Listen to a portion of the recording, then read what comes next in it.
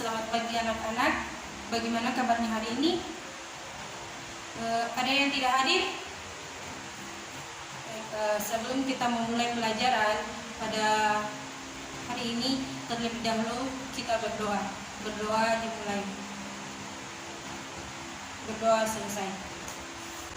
Jadi pada hari ini kita akan mempelajari tentang saling menasehati dalam Islam melalui khutbah, dakwah, dan tabligh. Adapun tujuan pembelajaran yang perlu kita capai pada hari ini, yaitu yang pertama, memahami pengertian dan ketentuan syariat Islam dalam pelaksanaan khutbah, tabligh, dan dakwah. Kemudian yang kedua, mempraktikkan khutbah, tabligh, dan dakwah. Dan yang ketiga, yaitu membiasakan dakwah dalam kehidupan sehari-hari.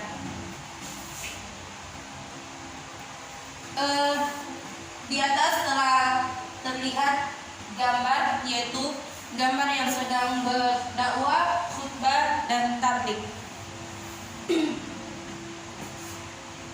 Bagaimana anak-anak, ada yang tahu apa itu khutbah, tabligh, dan dakwah? Nah, jadi kita masuk pada poin pertama, yaitu pengertian khutbah, tabligh, dan dakwah. Pertama itu pengertian khutbah.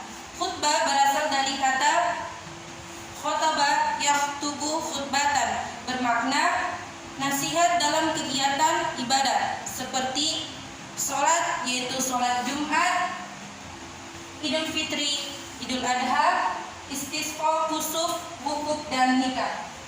Menurut istilah, khutbah berarti kegiatan ceramah kepada sejumlah orang Islam dengan syarat dan rukun tertentu yang berkaitan langsung dengan keabsahan atau kesunahan ibadah. Misalnya, khutbah Jumat untuk sholat Jumat, khutbah nikah untuk kesunahan akad nikah. Khutbah diawali dengan hamdalah, sholawat, wasiat, takwa, dan doa. Kemudian selanjutnya pengertian tabligh. Tabligh berasal dari kata balagha yuballighu tablighon, yang berarti menyampaikan, memberitahukan dengan lisan, dan menurut istilah tabligh adalah kegiatan menyampaikan pesan Allah Subhanahu wa Ta'ala secara lisan kepada satu orang Islam atau lebih untuk diketahui dan diamalkan isinya.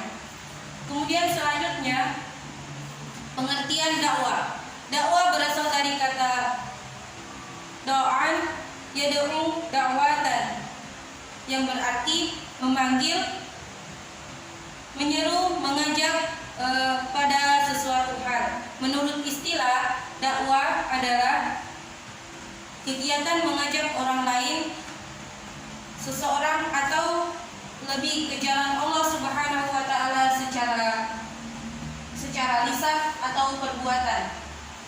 Di sini dikenal adanya dakwah bil lisan dan dakwah bil hal. Selanjutnya poin B, pentingnya khutbah, tabligh, dan dakwah. Yang pertama, khutbah. Sebagaimana dijelaskan di atas, bahwa khutbah termasuk aktivitas ibadah. Oleh karena itu, khutbah tidak bisa ditinggalkan karena akan membatalkan rangkaian aktivitas ibadah. Contoh, apabila sholat Jumat tidak ada khutbahnya, maka sholat Jumat itu tidak sah. Dan apabila wukuf di Arafah tidak ada khutbahnya, wukufnya juga tidak sah. Kemudian yang kedua, tabligh. Salah satu sifat wajib bagi Rasul adalah tabligh, yakni menyampaikan wahyu dari Allah Subhanahu wa Ta'ala kepada umatnya semasa Nabi Muhammad SAW masih hidup. Seluruh waktunya dihabiskan untuk menyampaikan wahyu kepada umatnya. Setelah Rasulullah SAW wafat, kebiasaan ini dilanjutkan oleh para sahabatnya, para tabi'in, sahabat Nabi, dan tabi'in, pengikut sahabat Nabi. Kemudian selanjutnya dakwah. Salah satu kewajiban umat Islam adalah berdakwah. Rasulullah SAW selalu mengajarkan agar seorang muslim selalu menyeru pada jalan kebaikan dengan cara-cara yang baik. Allah Subhanahu wa taala berfirman dalam Quran surah Ali Imran ayat 104, "Wal takum minkum ummatun yad'una ilal khairi wa ya'muruna bil ma'ruf wa yanhauna 'anil munkar wa ulaika humul muflihun." Yang artinya, dan hendaklah di antara kamu ada segolongan orang yang menyeru kepada kebaikan, menyeru berbuat yang ma'ruf dan mencegah dari yang munkar, dan mereka itulah orang-orang yang beruntung. Quran surah Al Imran ayat 104.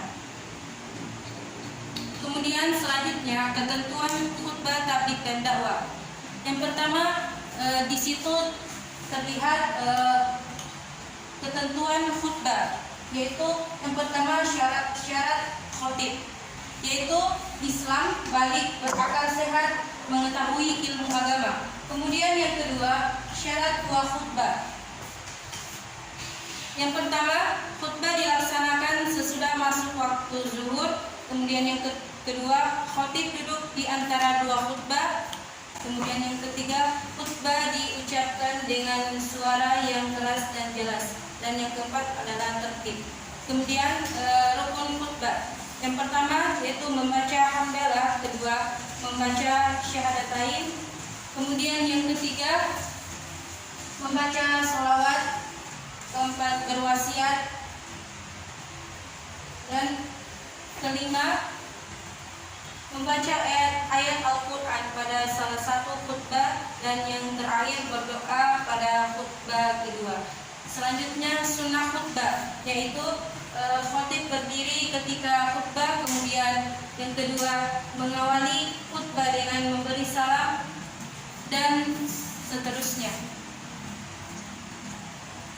Yang kedua, ketentuan tabligh, yaitu yang pertama syarat mubalik adalah Islam, balik, berakal, kemudian mendalami ajaran Islam. Dan yang selanjutnya etika dalam menyampaikan tabligh, yaitu bersikap lemah lembut, tidak kasar, dan tidak merusak. Kemudian yang kedua yaitu menggunakan bahasa yang mudah dimengerti, dan seterusnya. Dan yang terakhir yaitu ketentuan dakwah, yaitu yang pertama syarat dai adalah Islam, kedua balik, ketiga berakal, dan yang terakhir mendalami ajaran Islam.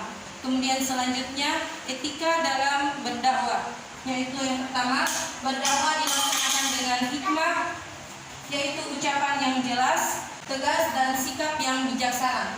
Selanjutnya dakwah dilakukan dengan mau'izatul hasanah atau nasihat yang baik, yaitu cara persuasif tanpa kekerasan, dan edukatif, yaitu memberikan pengajaran.